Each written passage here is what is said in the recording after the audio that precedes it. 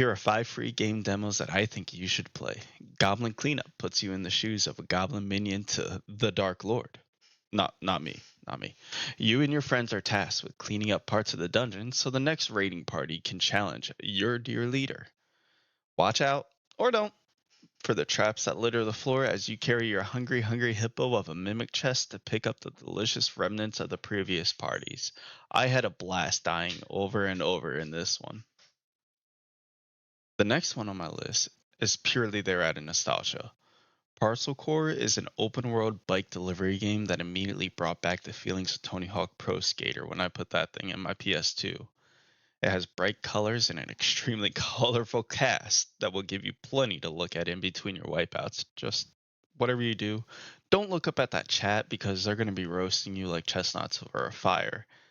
I'm ready to boot this one up again, hook up my controller, and just have a good time hitting some wall rides. A third game is going to see over 100 hours in its first week of release. Aska is a Norse-themed colony sim base builder. So it mixes elements of Valheim, which is a game that I have over 200 hours in, and also a lot of other colony management games that I love. So you start off, you go in there, you chop down your trees, you get your stone, you build your house, and then you summon villagers who are AI villagers and will come and help pick up sticks for you and bring everything where it needs to go. Aska features some good blueprint builds. It has modular building styles. You can upgrade your existing buildings. There's a farming mechanic, which I didn't get around to. The combat is pretty okay. And the world is absolutely beautiful. I've already got 9 hours into it, but then the game kicked me out for some reason. But I'm ready to put the next 200 in. This next one is one that was on my radar before the next fest event, and that is The Altars. The Altars is a story-rich sci-fi colony survival game, which a lot of words in one blurb. Let me put it this way, it's going to be one of the top narrative games I've played. You get to build outposts, you get to harvest your resources, you get to build up your base, and you get to build up your relationships. What's not to love? You get to play as John Dulski. You get stranded on a strange planet, all your crew is dead, and an all-encompassing ball of fire is on your tail.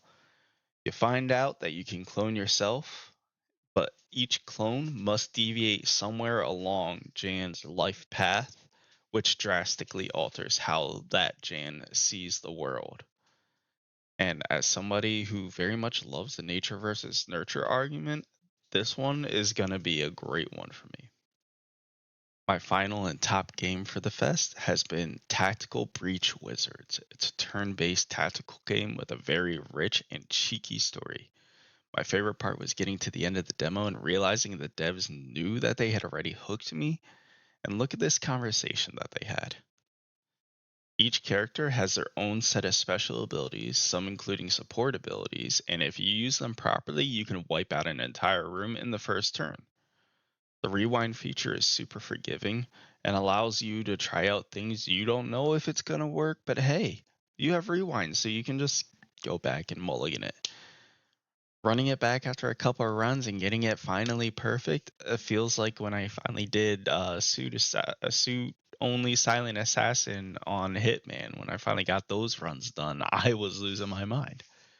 For this one, I think I'm more excited to learn from my failures than anything. That was 5 games I recommend you check out before the Steam Next Fest ends on June 17th at 10 a.m. Pacific Standard Time. Did I miss your favorite demo? Let me know in the comments.